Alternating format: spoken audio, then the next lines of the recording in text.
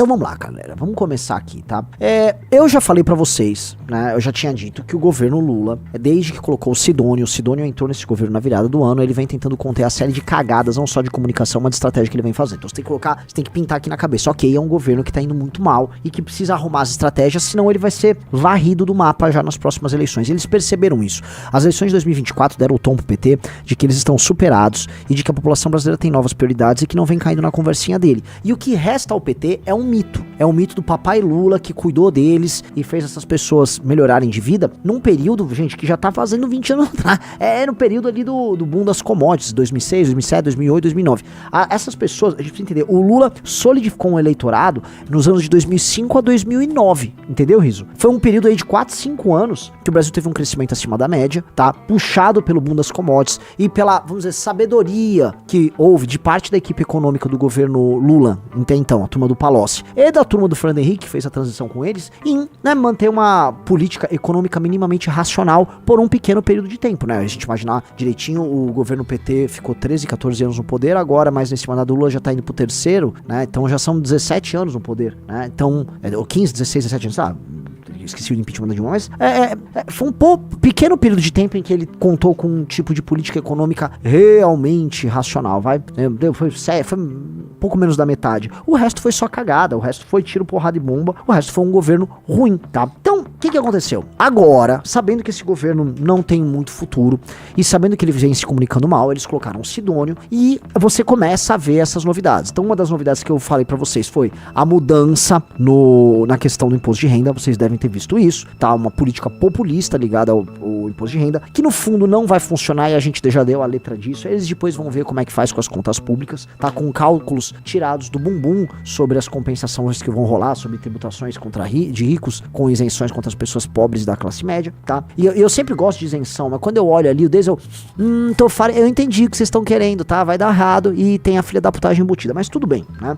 Eu uso meu método, meu termômetro eterno, o cleitinhômetro. Se o Cleitinho é a favor, é porque a ideia é ruim. E o Cleitinho é a favor, portanto a ideia é ruim. Lembre-se sempre, Cleitinho o Cleitinho, ele tá louco pra participar do projeto de anistia a pessoas que cometeram crimes pra participarem da política novamente, que é o projeto do Bolsonaro. Então o Cleitinho é a favor, o projeto é ruim. Cleitinho é a favor do 6x1. Aí vocês vão falar, poxa, mas o Cleitinho é a favor do projeto da Amanda. Sim, é um bom ponto. Cleitinho, ele é a favor do nosso projeto por ser popular, tá? Então o Cleitinho meteu-lhe um visto ali, tá? E o que deveria nos assustar, tipo, será que o projeto da Amanda, da Lei Anti-Oruan é ruim? Mas não é o caso. O projeto da Amanda é realmente bom e eu estou aqui trazendo minha contradição no meu próprio discurso aqui pra vocês, tá? Então, pra mostrar que ao vivo eu reconheço que eu exagerei um pouco sobre o meu querido Cleitinho. Deve ter alguns poucos acertos nele sim, tá? O cara botou cleitômetro. Cuidado pra não falar leitômetro, tá? Que, enfim, já havia essa piada antes. Mas no cleitinômetro, tá? Este projeto de lei, o projeto da redução de impostos conta com o apoio dele e eu ainda não vi os demais. E aí o governo Lula com agora Sidônio, ele foi pra mais dois caminhos. Caminho número 1, ele vai combater o roubo de celulares. Eu até analisei bastante na última live, né? Um projeto que na prática não vai resolver porcaria nenhuma, mas finge ser uma resposta ao problema do crime, né? E dos constantes assaltos que as pessoas sofrem. E agora temos este projeto aqui, que é o crédito consignado com FGTS, tá? Vocês sabem que existe, primeira coisa pra entender, existe todo um mercado de crédito consignado, né? De empréstimo consignados com uma aposentadoria e tal. Acho que até o pessoal lá do Palmeiras, lá da Leila, faz isso. Existe um mercado gigante que gira ao redor. Por exemplo, você tem um nome sujo, mas eventualmente você tem uma renda garantida pelo próprio governo, vamos dizer assim. Sei lá, um FGTS, uma aposentadoria. E aí essa renda é líquida e certa, e por ser líquida e certa, você gera uma garantia que permite que, vamos dizer, você tenha um adimplemento, ou seja, o risco ligado à dívida é muito pequeno, né? Existe todo um mercado, por exemplo, de factories. Desculpa fazer isso aqui, mas é legal fazer esse apanhado. Existe um mercado gigante de factories que pegam fábricas, empresas, lojas que têm crédito ruim, mas que eles trabalham, né? Vamos dizer, a compra de títulos, né? A compra de duplicatas, por exemplo, desconto de cheque, em que o crédito está alocado no título, né? Então, ou seja, você, na verdade, está fazendo uma operação em cima do título e não do crédito do detentor do título. Então, se aquela fábrica ou aquela loja tem um nome sujo, né? Não importa tanto se o título título for bom. E aí você troca ali pelo título. Então, no fim do dia, no frigir dos ovos, esse tipo de crédito, ele conta com uma garantia, vamos dizer, líquida e certa, o que faz com que a operação se torne viável, tá? É o que o Lula tá tentando fazer, tá? O Lula tá pegando o FGTS, o outrora sacrossanto FGTS, a gente precisa lembrar disso, que pra esses caras o FGTS é um garantidor dos direitos do trabalhador brasileiro, é uma poupança forçada que ele faz, que é utilizado ali para investimentos pela Caixa, especialmente na área imobiliária, e agora não é tão importante mais para essa área, tá? O Lula, eu volto a falar, o governo do hoje, né, tal qual o pastor Mirim sempre disse, meu Deus é o Deus do presente, o Lula é o rei do presente, ele avisou, tá endividado, tá atrapalhado do dinheirinho, aí pegue um crédito, pega o empréstimo do Lula. E eu gostei muito da propaganda, não sei se o Riso tem aí, porque a propaganda é assim, você vai tomar um empréstimo do Lula, tá? Você vai basicamente pegar com o Lula o empréstimo, né? Então eles hiperpessoalizaram a relação, é uma relação ligada diretamente a ele, igual eles imaginavam que o Bolsa Família seria um dinheiro que seria dado pelo Lula. A gente tá começando o programa, então cabe fazer essa extensão de reflexão aqui. Você já para pra pensar que todas as vezes que você tinha o Bolsa Família sendo divulgado ali em 2004, 2005, eles passavam a ideia de que a pessoa receberia do presidente da República aquele dinheiro? Porque as políticas assistencialistas, especialmente o coronelismo, ele dava dentro de uma lógica em que haviam intermediários entre o governo federal, tá? Ou a BNS vinha direto, por exemplo, do coronel, ele dava uma dentadura pra pessoa, ele levava um caminhão-pipa lá pro sítio que ela vivia, ele dava um dinheirinho, ele dava um saco de cimento, tá? Ou vinha algum tipo de programa ligado à prefeitura, ao estado. Quando surge o Bolsa Família, era um cartão, esse cartão era operado pela Caixa, o dinheiro vinha do governo federal, essa pessoa recebia o cartão dentro do programa que vinha do governo federal e divulgado pelo governo federal em televisão. Então essa pessoa criava um vínculo direto, sem intermediários entre ela e o Lula. O que eles estão fazendo agora é mais ou menos a mesma coisa, estão repetindo um pouco a fórmula do Bolsa Família, e o Lula tá querendo demonstrar o seguinte, você vai pegar um empréstimo que meio assim, que você não vai precisar pagar, não é isso? Porque tem um FGTS garantindo, tá? E que o Lula vai garantir. Então o Lula vai te dar um empréstimo, se você não pagar, ele nem vai te cobrar, porque o Lula é um homem bom. O que você vai ver no fim do dia, Riso? Você vai ver o dinheiro do empréstimo ali. Você vai ver o dinheiro aí, você vai, tá, dinheiro tem. Opa. E aí você vai usar uma garantia real, que é o FGTS, pra, né, vamos dizer, garantir o adimplemento da coisa, né? Isto naturalmente é uma operação que ela é boa pra muitas partes. Eu vou mostrar aqui pra você, tá?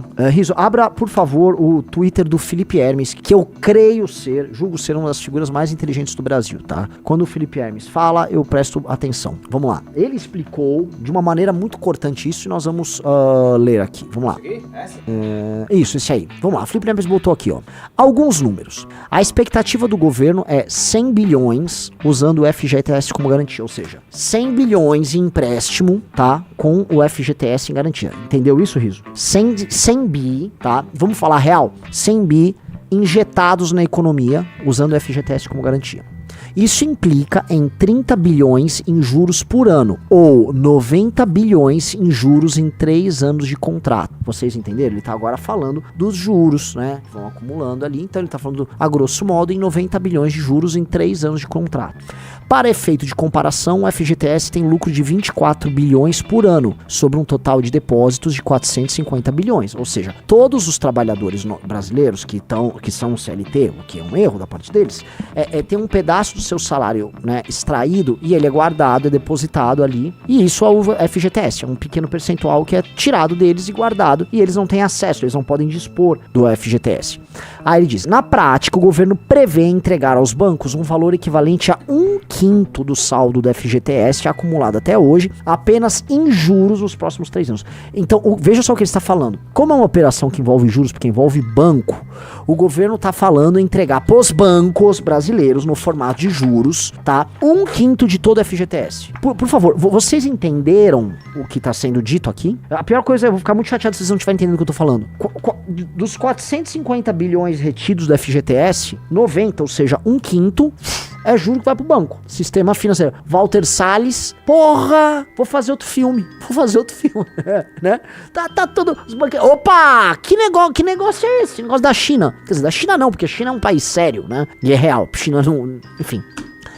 Se o governo estiver certo na estimativa, os bancos devem lucrar entre 18 bi, margem líquida geral, a 45 bilhões, considerando que a inadimplência beira zero. Por que a inadimplência beira zero? Gente, se o sujeito que pegou o empréstimo não pagar, o FGTS está em garantia. Vocês entenderam? Tem garantia real e não é uma casa, não é um ativo, é grana. Entendeu, Riso? Sim, que delícia. Como 45% do lucro dos bancos é imposto, o governo também vai lucrar direta e indiretamente às custas do trabalhador. Vocês entenderam? Porque deste lucro do banco, 45% é imposto. Então, do lucro que vai lá pro Walter Salles, né? Aí uma parte vai retornar ali pro governo na forma de impostos, né? E esse trabalhador que acha que tá sendo muito esperto, ele nem tá percebendo. Eu levei vantagem, né? Serão 0,9% do PIB a mais na economia via crédito. Vocês entenderam isso? Pelo amor do Santo Cristo. Vai aumentar praticamente 1% do PIB através de crédito e um potencial de aumentar a margem de lucro dos bancos em algo de 3 a 8%. Gente, ó, que legal. Tragam um Oscar para esse homem. Pois é, tudo isso para evitar que o trabalhador acesse seu dinheiro, tá? Então o que nós temos aqui no fim do dia, meus amigos? Tudo que nós temos? O nosso querido, o nosso adorável Lula, tá? Ele vai chegar pra você e vai falar, ó, eu vou te dar um empréstimo com juros especiais, tá? Pega aqui com o papai, tá sem grana, quer gastar? Aí o brasileiro com baixíssima conscienciosidade, que vive o presente, um brasileiro viciado em tigrinho, um brasileiro que tá vendo o aumento dos preços, falou, não, pera aí, eu vou pegar esse empréstimo, eu vou. Como é que é? Vou me ferrar? Não, você não vai fazer, você vai botar o seu FGTS de garantia, tá? Eu vou? É. Aí se você não pagar, tira lá. Aí o cara, eu nem vejo esse dinheiro mesmo, é ou não é? Me dá isso aí. E aí, pega seu empréstimo. Pro governo, realmente não interessa se o cara vai pagar ou não, entendeu, Rafael Almeida Riso? Pro governo não interessa. E por que pro governo não interessa? Porque isso aqui é uma forma de acessar o FGTS. É uma maneira malandra de pegar o dinheiro do FGTS e injetar na economia no curtíssimo prazo. No curtíssimo prazo, sim. A ideia é injetar na economia, tá? Na forma do consumo mais puro e simples. Ou seja, essa pessoa vai pegar esse empréstimo e vai torrar no consumo mais puro e simples. Entendeu? E aí você faz com que a economia, né? É em crédito 1%, ele tá injetando, vamos dizer, 1% do PIB brasileiro, tá? Em crédito agora, pra fazer a economia crescer artificialmente esse ano. Pra você inflar a economia. Você vai pegar ali o FGTS, taca na economia, entendeu? Naturalmente todo mundo sai beneficiado nessa história, o banco ganha, o governo ganha e o trabalhador perde. Mas as pessoas vão fingir ao longo dos próximos meses que isso foi muito bom. Por quê? Porque você vai ter uma injeção de dinheiro na economia. Entendam, galera, isto não é muito diferente da tão criticada política do Bolsonaro que houve no governo dele, de oferecer, vocês vão lembrar, um crédito da Caixa Econômica Federal sem lastro lá às vésperas da eleição. Quem lembra disso? O Bolsonaro pegou a Caixa e ofereceu sem lastro, quer pegar um empréstimo? Só entra aí, plum. Era uma compra de voto desesperada na reta final das eleições, tá? E adivinha o que aconteceu? Assim, a inadimplência daquele empréstimo que o Bolsonaro tava divulgando foi grotesca, foi colocado, Bolsonaro fez 93% dos empréstimos consignados do Auxílio Brasil na reta final da eleição, entendeu? O que era o empréstimo? Um cara consigna, você dava Auxílio Brasil pra pessoa e aí você consignar. Você consigna, mas tinha, se eu não me engano eram dois, eu não sei se aqui é o mesmo, a inadimplência de microcrédito da Caixa criado por Bolsonaro bate 88%. Desce aí. A inadimplência do programa de microcrédito Sim Digital criado pelo ex-presidente Jair Bolsonaro e operado pela Caixa bateu 88%. A informação foi divulgada hoje. A inadimplência do Sim Digital é maior do que o informado antes pela Caixa, que dizia que o índice era 80%. Significa que a cada R$100 emprestados, 88 não foram pagos. Em 22 a Caixa emprestou 3 bilhões no Sim Digital, o calote 2,6 bilhões. A linha de crédito era de altíssimo risco porque autorizava empréstimos, inclusive para quem já tinha até 3 mil em dívidas. Até 75% do calote na Caixa pode ser coberto com recurso do FGTS. Então, amigos... Essa parte aqui eu não sabia. Aí os petistas criticaram. Se eu não me engano, você vai achar até o Reinaldo Azevedo criticando a compra de voto do Bolsonaro.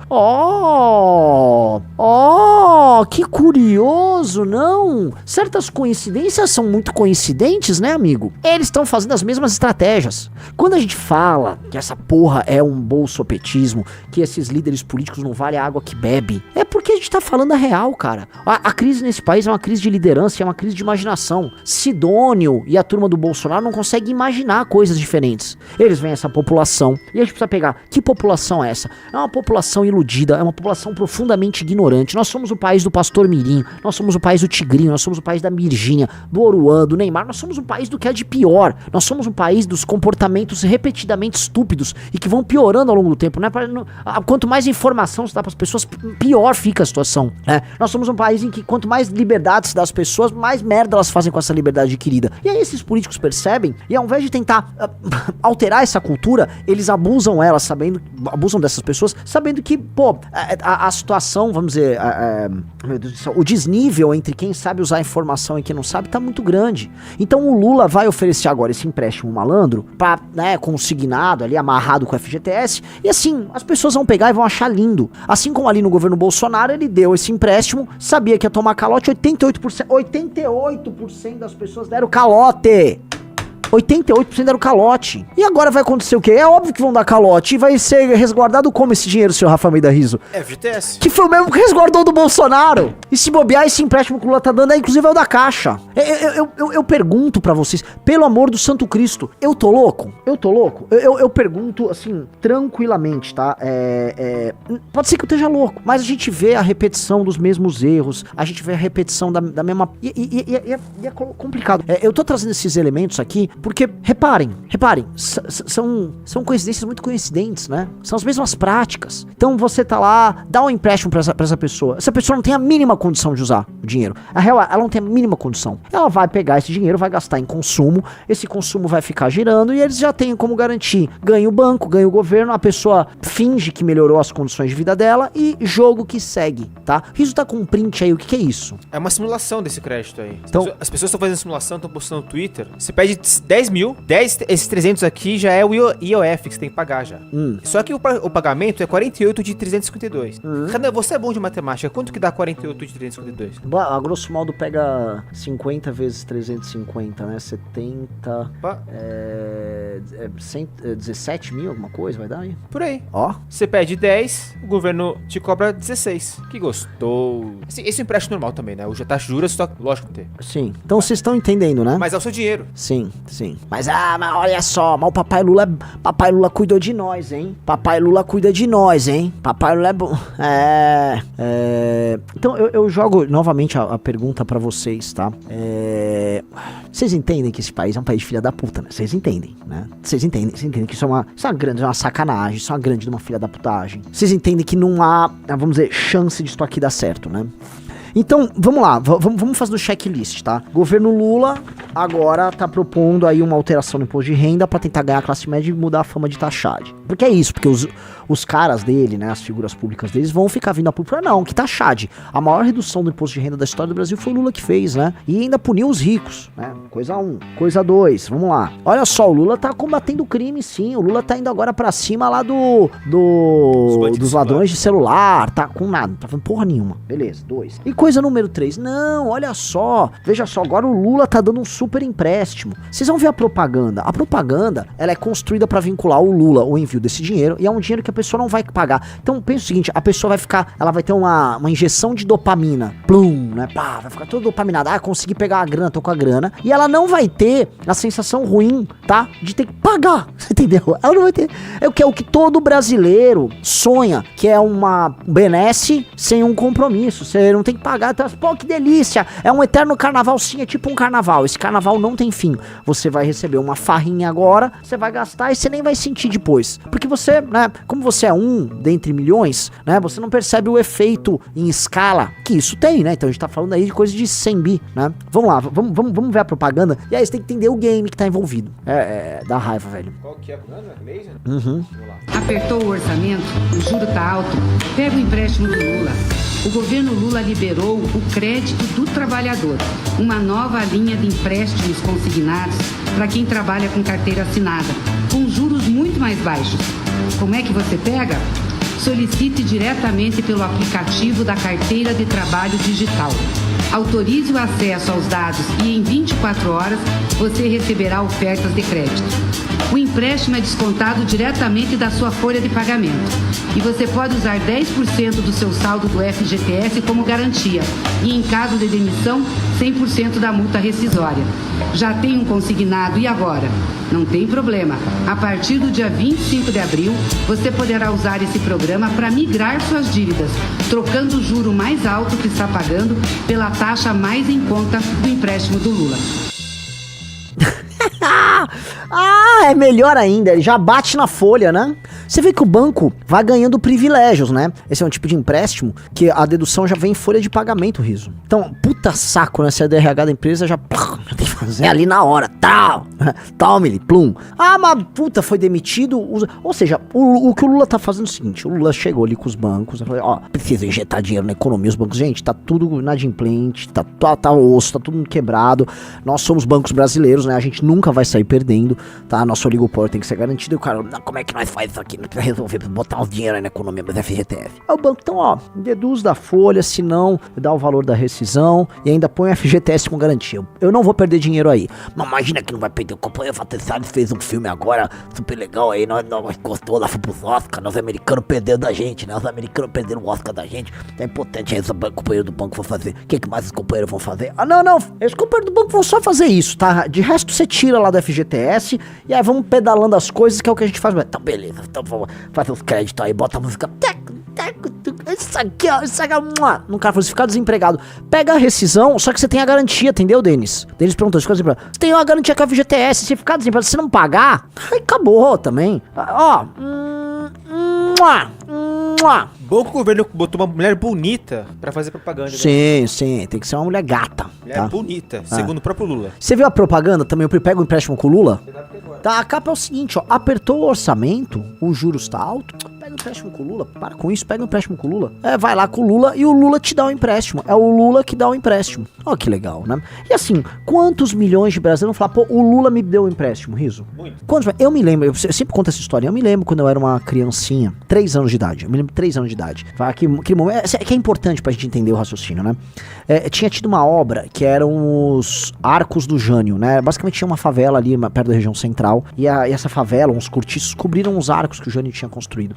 E aí, se eu não me engano, não sei se foi o governo Maluf, acho que foi o governo Maluf, limpou, arrumou ali, e aí todo mundo podia ver os arcos do Jânio até. E aí tinha uma estátua ali, aí meu pai tinha me falado, não, porque olha só, o Maluf, ele é o prefeito e ele arrumou os arcos do Jânio. E aí eu falei, o prefeito faz obra? Eu falei, faz. Então o que eu imaginava? Vamos explicar o que eu imaginava quando eu era criancinha. Eu imaginava que o prefeito era tipo um rei, só pra gente entender como a nossa mente, ela é toda em cima de questões monárquicas, né? Eu imaginei o Maluf num trono, aí vinha, sério, eu pensei uns pedreiros com uns chapéus, assim, eles vinham e se ajoelhavam pro prefeito, pro Maluf, e o Maluf, construa tal coisa, aí a pessoa ia lá e fazia. Então eu imaginava que, na minha cabeça de criança, acho que eu tinha, isso foi 89, eu tinha 4 ou 5 anos, não era 3 não, 4 ou 5 anos. Então eu imaginava que, poxa, era o prefeito, o prefeito era o Jânio, pô. Sim, o prefeito, mas eu tô tentando lembrar, não, se o Maluf ganhou em 92, eu não sei se foi o Jânio que arrancou, foi o Maluf quando foi governador, então foi o Jânio que fez, deve ter sido o Jânio então. Eu não sei quem foi, eu não lembro, eu lembro que o prefeito em questão, eu ficava com isso na minha cabeça, ele ficava sentado num trono, tá? Ele ficava sentado no trono. Isso, ó, o Jânio foi até, isso, foi o Jânio, isso. Então 89, o Jânio. É isso, faz sentido. 89 tinha 50, então era o Jânio. Então o prefeito ficava sentado dentro do trono, em cima do trono dele, e ele ficava mandando ordens, porque essa visão que uma criança tinha. É isso, o Júlio Magri falou. Foi o Jânio, foi exatamente, foi o Jânio, por isso chamava Arcos do Jânio. E aí, ele ficava dando ordens ali. Então era isso que uma criança imaginava. Só que eu vejo que muitas pessoas até hoje têm uma visão que uma criança tinha, que é a ideia de que você vai, vamos dizer, receber benesses diretamente do líder. Então o líder te deu dinheiro, o líder cuida de você, o líder te protegeu, o líder fez a obra, e às vezes as coisas são mais parecidas com aquela cabeça de uma criança de 5 anos do que a gente realmente imagina. Para as pessoas, vamos dizer, o vínculo é direto. Quando a pessoa chora quando vê um político, é porque talvez ela realmente enxergue nele coisas tangíveis e concretas que ela não deveria enxergar. Quando eu digo tangível e concreta, por exemplo, sei lá, ele me deu o dinheiro dele, o que é tangível porque o dinheiro chegou nele, mas só são inverídicas, porque não é assim que a coisa, não é assim que a banda toca, né? é osso, né? No mínimo é complicado, mas assim, é assim que funciona a mente do brasileiro. Já contei pra vocês também, quando nós fomos em 2018 fazer aquela caravana, como é que é?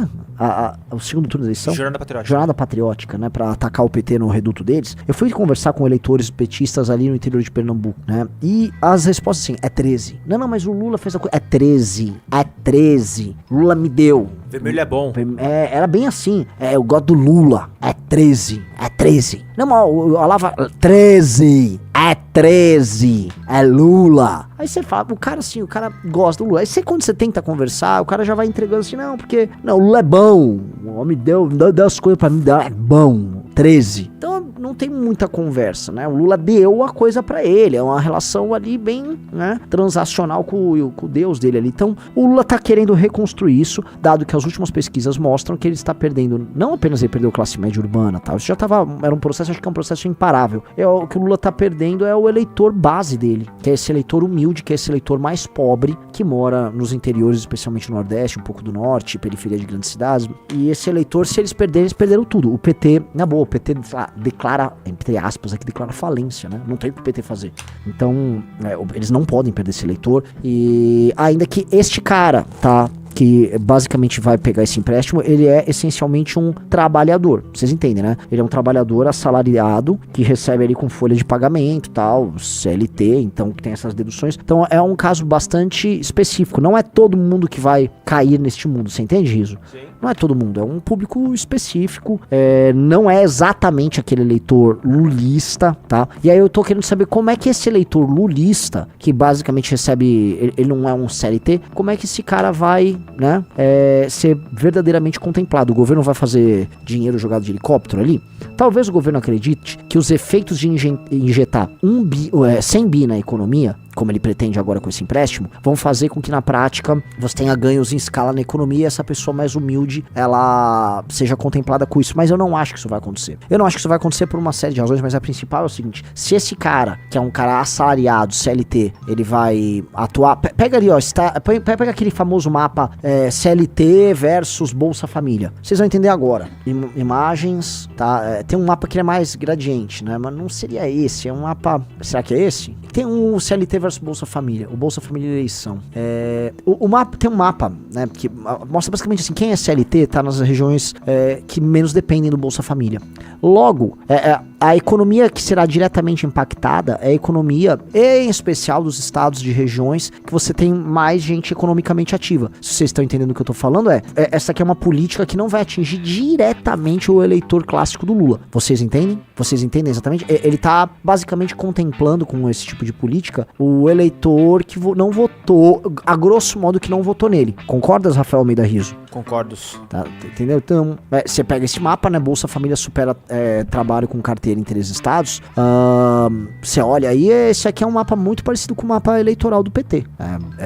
Bastante, assim, tem uma convergência bem grande. Então, como eles vão impactar de maneira mais séria esse eleitor, eu ainda não tenho uma resposta. Mas eu acho que o Sidônio tá pensando nisso. O Sidônio tem um plano.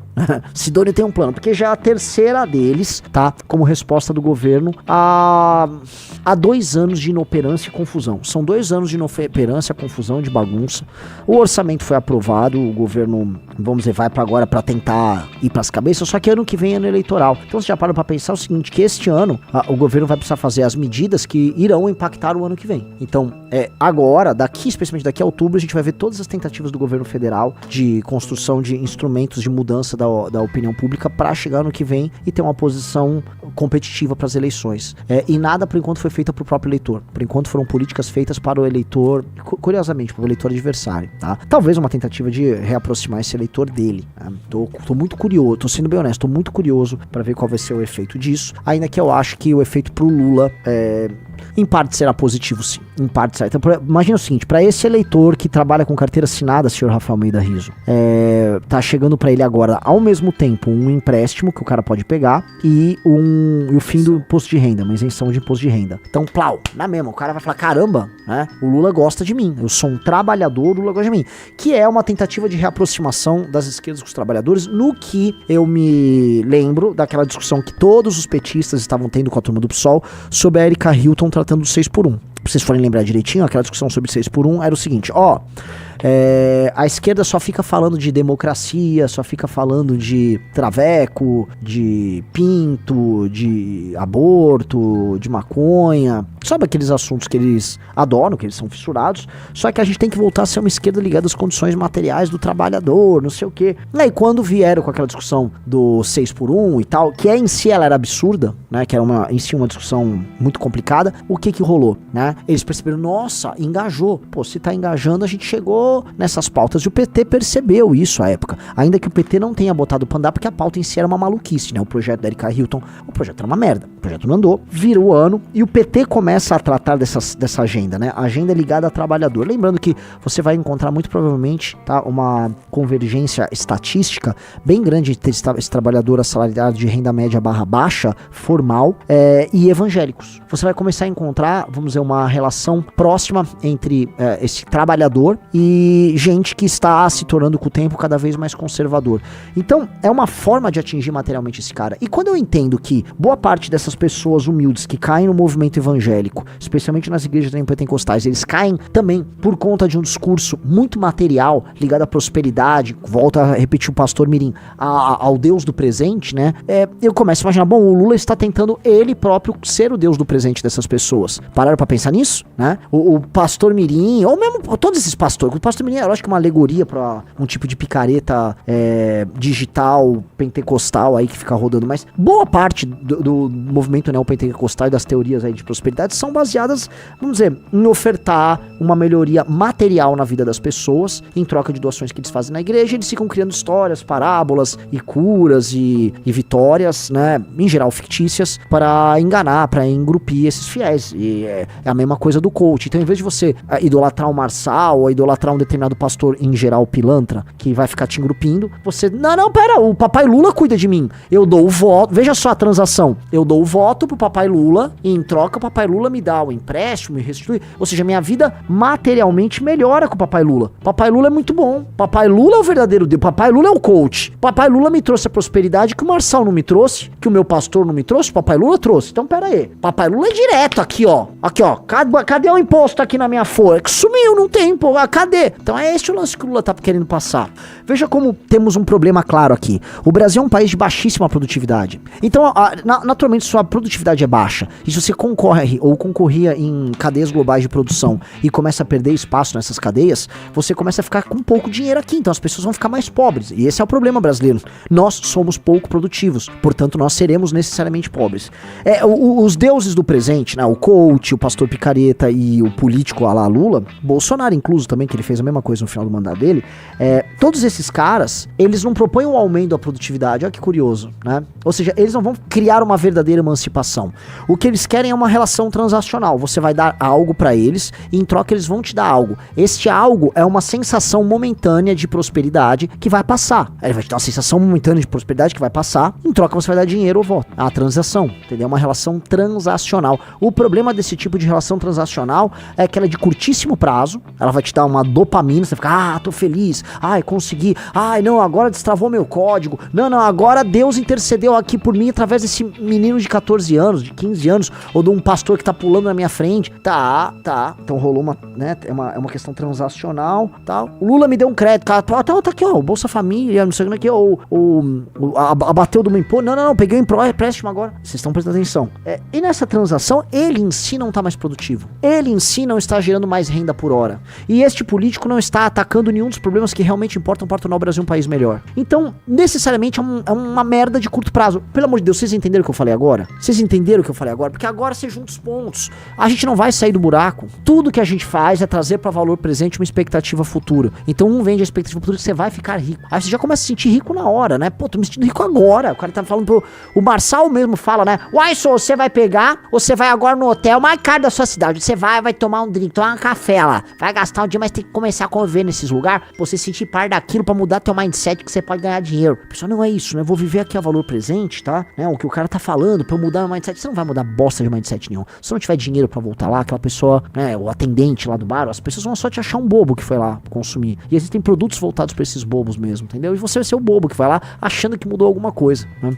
Então, os deuses do presente, né? Todos estes, eles ficam te mantendo vivendo no presente e antecipando coisas futuras, como por exemplo o FGTS, né? Você vai tirando ali, joga, você pega empréstimos. Toda vez que você antecipa algo do futuro, o que vem junto, senhor Rafa Almeida Rizzo? É uma lógica financeira aqui. Se eu estou antecipando um valor futuro a valor presente, qual é a diferença entre os dois valores? Vamos lá. Se você tem 100 mil reais para receber no futuro, mas você quer receber ele agora, você vai receber agora mais de 100 mil reais ou menos 100 mil reais? Menos. A diferença entre uma coisa e outra, damos o nome de juros. Juros, certo? Os juros que você paga no empréstimo, no final você vai pagar, por exemplo, 170 mil no empréstimo ali? Sim. Só que você vai receber 100, certo? Sim. Então você pega 100, você recebe 170. O fato de você pegar o 170 valor presente, essa diferença é os juros. Então tudo na vida tem juros. Toda vez que você quer uma coisa futura agora, você sabe que você tá, né? Você vai pagar algo nesse processo, entendeu? As pessoas tendem a ignorar isso, porque as pessoas são ansiosas e as pessoas querem tudo a valor presente, entendeu? As pessoas querem tudo a valor presente, porque nós somos ansiosos. Então a pessoa quer quando eu falo tudo é tudo. A pessoa quer sexo a valor presente, a pessoa quer felicidade a valor presente, ela quer bens materiais a valor presente. A menina que fica grávida muito nova, ela tem baixa conscienciosidade, então ela quer ter o prazer sexual intenso, né, a valor presente. Ela quer agora. Pô, mas você vai ter um filho. Mas ela não sabe, ela lá na frente. Eu vou pagar esses juros todos, né? Lá na frente, eu nem sei. Ela não tem, não tá instalado às vezes esse software nela. O rapaz também que faz isso, mesma coisa, o jogador de futebol, sabe? Esse jogador de futebol que ganha dinheiro assim, zilhões a vida inteira. Aí quando você vê o cara tá pobre, mas como o cara tá pobre? O cara ganhou dinheiro pra fazer poupança pra 2 gerações, tá pobre, entendeu? As pessoas tendem a viver o presente e os políticos brasileiros entenderam isso. Eles entenderam isso demais. Eles entenderam muito isso. Eles entenderam que o Brasil vive a valor presente, que nós somos uma cultura do valor presente e que, pô, pra deixar o brasileiro feliz, entrega algo do valor presente e finge que não tenha consequência. Então as pessoas vivem fingindo que nada disso tem consequência. Absolutamente nada. Então não vai dar pra resolver as coisas fáceis se você não muda isso. Um cara que tá tentando construir isso, o senhor deputado estadual Guto Zacarias, no fundo, né, a gente fala, não, o projeto que ele fez sobre educação financeira é um projeto sobre, na prática, não, olha só, ele tá ensinando a pessoa Não, o projeto é sobre a pessoa entender que ela tem que postergar a recompensa dela, entendeu?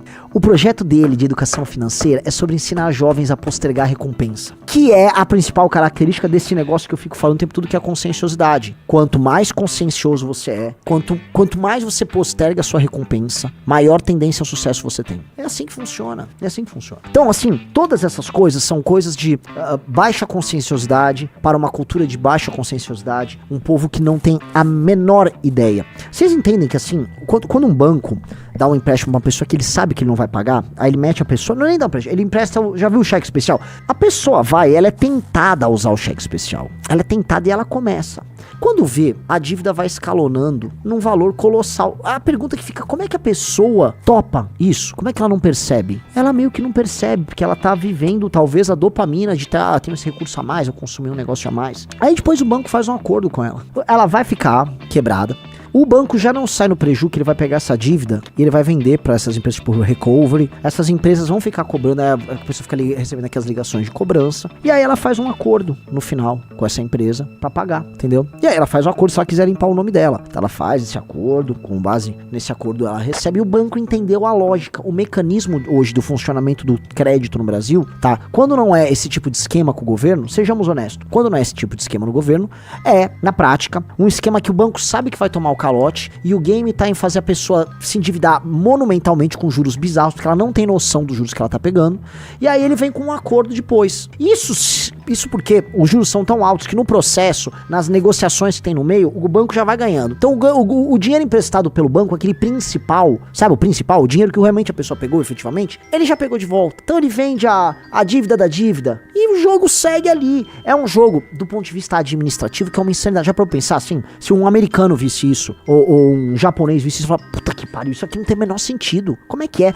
No fundo, vocês estão ganhando pelas tarifas que vocês cobram por operações bancárias, as tarifas internas, as famosas tarifas bancárias, e por operações de crédito das mais estranhíssimas, em que você tem que contar com a inadimplência, porque é sobre isso.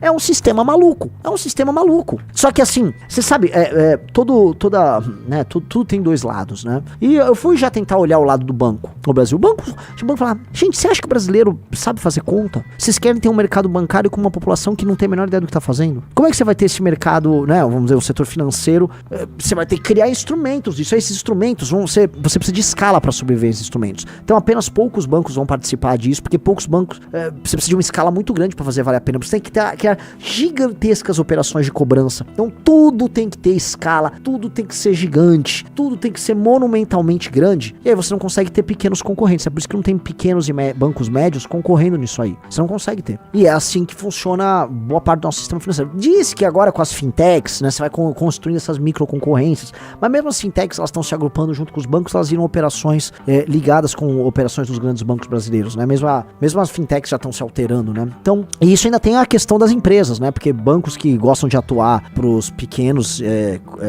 comerciantes, para lojas, fábricas e tal, não são tão disponíveis aí, né? Então, o capitalismo brasileiro, ele é muito, muito capenga. Ele é profundamente capenga. Só que nós temos problemas de origem, né? A incapacidade do brasileiro em lidar com o crédito e com os juros é um problema. É definitivamente um problema. Eu nem sei se existe no Google estatística, tipo, países com a maior inadimplência bancária do mundo, tá? Deixa eu pedir um negócio, pessoal. Vamos todo mundo dar like na live aqui. Vocês estão gostando da live? Sim. Veja só, temos notícias já, Riso? Já, opa! Um sucesso, né? O governo Lula venceu. Palmas pra baixa conscienciosidade do povo brasileiro. Consignado CLT. Os trabalhadores já pediram 50 bi em empréstimo. Então os caras estavam esperando 100 bi em empréstimo. E o quê? Em 2 dias? Já foi 50. Interesse surpreende executivo do setor financeiro. Cada pedido de crédito tem sido de 8.995 com prazo médio de 31 meses. Olha aí. Em uma semana o 100 bi já tá resolvido, Riso. Já emprestaram tudo, lógico que eles vão ter que ainda, isso foi o que foi solicitado, né? Mas eu acho que eles vão fazer, cara, num período curtíssimo de tempo eles vão emprestar o 100 bi. Esse dinheiro vai ser já jogado na economia rapidamente. O que o Lula vai falar? Aumentou o consumo, o dinheiro aí, o povo tá gastando, não sei o que. Essa é a estratégia, tá aí, né? Vamos falar que o povo tá consumindo, o povo tá comendo, com manteiga, com leite, café com manteiga, né? Com leite, manteiga, café, leite, café, leite, café com manteiga. É isso, o povo vai ficar lá com os café com leite, pão com manteiga do Lula, consumindo. Pô, que legal, que da hora, muito bom. Ai. Um cara mandou tigrinho, vai estourar. Porque quantos não irão fazer o call? Peguei este empréstimo, que eu não tenho risco, certo? Eu vou investir numa bet. Eu vou botar umas bets aí e tal, que eu vou girar, tá? Eu vou bombar meu dinheiro aqui, esse dinheiro... Assim, se eu sou dessas empresas de bets, se eu sou do jogo do tigrinho, eu tô aqui direto no meu paraíso fiscal, assim... Vai falar isso. Só manda. Tipo, já parou pra pensar que o dinheiro dessas coisas... Por isso que tem que proibir, né? O que consiste um carrossel virtual? Imagine que tem um túnel, tá? Um duto. Aqueles dutos de redondos, assim, um duto de ar redondo, sabe? Com uns 40 centímetros de diâmetro, tá? Tem um duto. O duto sai do Banco Central e ele vai até as Bahamas. É um duto gigante. Esse duto, ele tem uns motores que ficam sugando. É por sucção. Entendeu? Aí você tem um dinheiro, eu vou falar dinheiro físico, você coloca lá em Brasília, do Banco Central, você vai jogando. Aí o dinheiro vai voando, tá? Por aquele duto, passa milhares de quilômetros, aí chega lá nas Bahamas. Aí tem, sei lá, um grupo de empresários estranhos, tá? Que pegam esse dinheiro e ficam girando aí por paraísos fiscais e tal, e ficando ricos. A isso nós damos o nome de cassinos digitais, sistemas de apostas. É um sistema, basicamente, de transferência de dinheiro puro e simples, sem absolutamente nenhum ganho de produtividade no Brasil. Você vai falar, não, mas quando eu compro um produto da China tá rolando isso. Não é igual, né? Mas aqui não, você tá só pegando dinheiro nosso em cima de um vício feito para retardados e você tá dando isso, você tá sendo roubado. E esse dinheiro é só transferido pra lá. Se eu sou agora um desses caras, né? Falei, porra, a Blaze avisando, Neymar, divulga aí que é agora, Neymar. Ney, deixa comigo. Não, gente, eu tô jogando Blaze, tá dando muito certo. O Oruan, Felipe Neto, tá todo mundo lá, ó. É agora. vai o dinheiro voando lá, a Virgínia vai todos os influenciadores, todos os times de futebol brasileiro estão fazendo um gigantesco, uma genkidama, né? É agora, 100 bi, vai direto pro paraíso fiscal! É isso, né? Vamos lá, vamos gastar as do Job também, pelo amor, é agora! É agora! Que país desgraçado, velho, Vai injetar muita grana na economia de Curaçao, viu? Puta que pariu. A Ilhas Jersey é agora. Os caras receberam... O cara lá, né? Tipo, sei lá, um taiwanês que administra uma empresa no paraíso fiscal, que tem sociedade com o Tigrinho, né? Ele tá ali, né? Sei lá, nas Ilhas Jersey. Ele... Alô? Cara, você não sabe o quê? Mano, e o Lula, que inventou um empréstimo agora... Mas o que tem a ver? Não, o empréstimo a galera não vai precisar pagar. O governo cobre tudo, sim. E a galera só vai pegar quem? Os brasileiros, aqueles que gastam freneticamente. Caralho! Os caras... Puta farra, né? Ai, cara, ai, mas vamos ver, né? O que a oposição brasileira pensa nisso, né? Eu fiz um textão hoje, né? A cobertura, isso eu vou já emendar para outro tema, né? Já batemos muito na esquerda, agora vamos bater um pouquinho na direita. A cobertura televisiva e radiofônica da política e dos mercados sempre foi ruído, e com base nisso distorcia as coisas e apontava falsas prioridades. As redes sociais vieram para piorar esse cenário. O que discutimos aqui, de travesti a golpe de Estado conservador, não tem absolutamente nenhuma conexão com o que deve ser prioritário. Vivemos e agimos em nome do que é narrado, não do que é realmente importante. Basta refletir, daqui a 15 anos como veremos a histeria bolsonarista? Como enxergaremos os cancelamentos identitários? As políticas públicas baseadas em emoções momentâneas? As trocas de sexo de personagens, a manipulação de crianças, as teorias conspiratórias sobre vacinas, a religião das máscaras, os especialistas em fake news, as agências de checagem, os políticos que praticam rug pull com criptomoedas. Tudo isso é espuma enquanto vivemos em cidades feias e pobres, tomados pelo crime, sustentando juiz milionário e produzindo menos que nossos concorrentes diretos. Mas quem quer falar disso? Existe um ponto, tá, amigos? Aí esse é onde eu quero chegar aqui. Reparem que nós vivemos uma sociedade do ruído. O que eu chamo de sociedade do ruído? Isso já não é de hoje, né? Basicamente, desde que você começa a ter, vamos dizer, todo tipo de comunicação envolve ruído, e ruído são as informações desnecessárias ou informações falsas, que geram falsas prioridades e geram tomadas de decisões estúpidas e geram, vamos dizer, um encaminhar idiota das decisões dos homens. As micro decisões que todos nós tomamos ao longo dos dias, elas são impactadas por, vamos dizer, necessidades que às vezes a gente sequer tem, né? Isso, obviamente, se agravou com as redes sociais, porque em vez de delas servirem como um instrumento de limpeza daquilo que era mentira no jornalismo, e a gente acho que tá muito claro pra todo mundo que o jornalismo mente, o jornalismo cria falsas prioridades, que o jornalismo necessariamente, né, porque, pense bem, o jornalismo precisa não necessariamente te informar, mas ele precisa te manter engajado. Então eles têm que pegar qualquer informação e ficar jogando pro ar, e ficar, olha o que aconteceu, isso aqui é importante, gente, estou falando com não sei o que, isso aqui é importante. Então você fica conduzido em historinhas e narrativas que na prática não são importantes. E a gente imagina, as redes sociais vão cortar isso e você vai focar no que importa, certo? Mentira. As redes sociais criaram suas próprias histórias e suas próprias narrativas, e hoje você vive com muito ruído. E você não consegue decantar o que é ruído e separar assim, ó, isso aqui é o que importa, isso não é ruído. Você vive só no ruído. E por que eu tô falando isso? Pegue boa parte do debate público hoje, no Brasil. O que é realmente importante?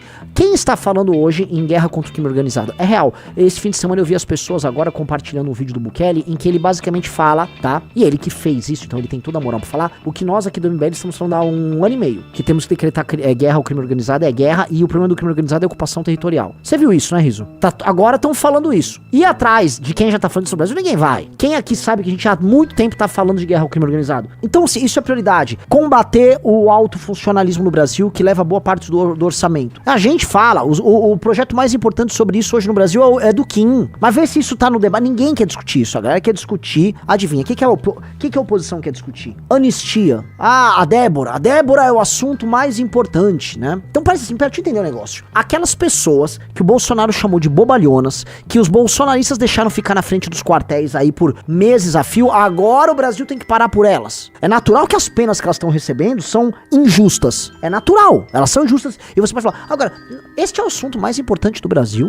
Nós vivemos uma oposição que fica colocando os temas assim, né? O Brasil tem que discutir agora a anistia que vai beneficiar milhares, adivinha do quê? Milhares do quê? Do quê? De políticos corruptos, e que vai beneficiar no fim do dia o próprio Bolsonaro, mas isso é porque você tem que ficar imbuído do sentimento de injustiça com a Débora. Essa é a maior prioridade do Brasil? Veja, essa mulher, a Débora, eles botam as fotos dela com 2 crianças, né? Ela não tava lá só pintando um batom. Eu não concordo com a pena dela, tá? Eu acho tudo bizarro. Acho que tudo que a gente tá vivendo aí é bizarro, e eu vou guardar minha parte pra STF já.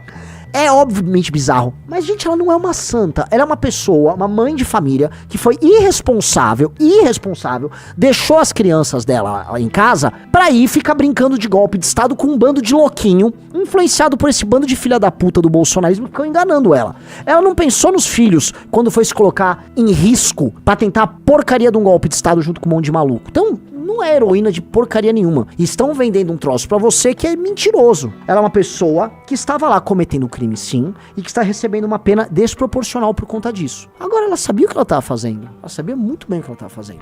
O crime é desproporcional à punição. É lógico que é num país bizarro, em que, assim, bandido não é punido, em que a Suprema Corte fica o tempo todo se orgulhando de diminuir pena de assaltante, de bandido, de assassino. Naturalmente você vai falar, mas isso aqui tá estranho, isso aqui tá estranho. E sim, isso é bizarro. Agora, por que isto é a grande preocupação da oposição brasileira, sendo que a oposição brasileira não faz nada que realmente importa? Nada! Eu já falei, como é que pode vir de um jogador de videogame que usa um fonão, que é o Kim Kataguiri, e aí fica com o fonão dele, os principais os projetos e a principal agenda que envolve segurança pública no Brasil. Cadê aquele monte? A gente já fez conta que são dezenas de policiais e coronéis e sargentos e capitães e generais eleitos para deputado federal, não fazem bosta nenhuma na área de segurança pública. Os temas que importam a oposição não trata em nada. Eles tratam o quê? Do ruído. Então a gente fica vivendo de ruído. Quando eu olho a minha discussão no Brasil, um país que não tem saneamento básico, que as cidades são favelões, que ele tá fora das cadeias globais de produção, que a elite do funcionalismo vive de privilégio, que banco vive de privilégio, que tá ficando pra trás em tudo, que tem uma mortalidade gigantesca, que as pessoas não sabem trabalhar e estão viciadas em tigrinhos e coisas do tipo, ou seja, tem problemas monumentalmente concretos, estão concretos demais. A discussão é o seguinte: a urna eletrônica é sacrossanta, nós temos que amá-la, ela é uma das grandes invenções da humanidade, e do outro lado precisamos de uma anistia pra político corrupto. E também solta lá os doidinhos do Bolsonaro. Que é isso, ó. Veja assim, a Justiça Eleitoral responde a essas coisas com isso aqui, ó. Eventos mais importantes da história. Fogo, roda. Lógico, mas eles estão zoando. Eles estão zoando, mas a zoeira impõe um sistema de valores. Quando eu vou zoar alguém, quando eu vou rir de alguém, eu rio de alguém mediante o ridículo dele. E algo pode ser ridículo se esse algo é estranho, por exemplo, mediante um sistema de valores ou algo que é considerado normal numa determinada sociedade. As piadas se dão em cima disso, certo? Então, quando eu coloco a urna eletrônica, ela tá zoando, a gente ama essa urna eletrônica, ela é tão louca, né? Ela é uma das maiores invenções. Olha só, é um exagero, gente. Sim, é um exagero, mas nós entendemos o que vocês estão fazendo. Nós entendemos o que vocês estão fazendo. É uma zoeirinha que reforça o seu sistema de valores. E o sistema de valores de vocês é religioso. A democracia, para esses democratas, ela é uma religião. E toda religião pressupõe rituais. Então veja só, o que é a urna eletrônica dentro desse sistema religioso? Eles criam uma religião em que você precisa dos sumos sacerdotes e dos sacerdotes, certo? Os sumos sacerdotes são quem? São os ministros do STF e do TSE. Os sumos sacerdotes garantem a integridade dos rituais. E o grande ritual é o ritual do votar na urna eletrônica. Você vota lá na urna eletrônica, aí você faz... E aí, né, é um ritual que dali vai emanar a legitimidade do sistema, que é muito bom pra todos nós, tá? Então a urna eletrônica precisa ser tratada por esses caras como uma espécie de uma relíquia religiosa, como um totem, como um objeto de adoração. Você tem que fazer, sei lá, uma peregrinação até a urna. E você faz, né? O ritual de ir à urna, que é um ritual religioso na cabeça desses caras, tá? Ele envolve esta peregrinação, você faz até uma fila, aí você visita a relíquia, você toca a relíquia, faz o barulho mágico e você vai embora. Pronto. Você tornou o Brasil um país melhor, né? Que legal. Então, se de um lado a gente tem uma galera que tem um outro sistema de valores, que é a doença, a religião do bolsonarismo, que pra ela, você tem que instituir a monarquia do Bolsonaro e tudo vale com quanto o Bolsonaro se beneficie. Do outro, você tem uma religião que é um pouco mais sofisticada, que é a religião estabelecida, né? É como se o bolsonarismo fosse uma religião alternativa, que quer instituir um novo sistema de valores, um novo poder ao redor do Bolsonaro. Do outro, você tem a religião oficial, que é a religião da democracia. E aí, nessa religião, você nunca pode falar mal da urna. Veja, a gente deveria, já que se a gente é formalmente uma república, né, e uma democracia, você tem que testar e desconfiar de tudo. A desconfiança faz parte e o teste faz parte. Posto isso, tá? Então, você tem que acreditar e você tem que testar e tal. A urna não foi fraudada na eleição. E não há prova nenhuma de que as eleições foram fraudadas. Só quero lembrar. Aí você vai pro outro lado. O sistema religioso do bolsonarismo funciona assim. O Bolsonaro, ele é o Messias. Então o Bolsonaro é o Messias. Ele tem até Messias no nome, né? Então ele precisa ser protegido, amado, e ele vai nos tornar feliz apenas existindo. Bolsonaro respirou, eu como bolsonarista estou feliz, entendeu? Essa é a relação. E aí tem a causa, né?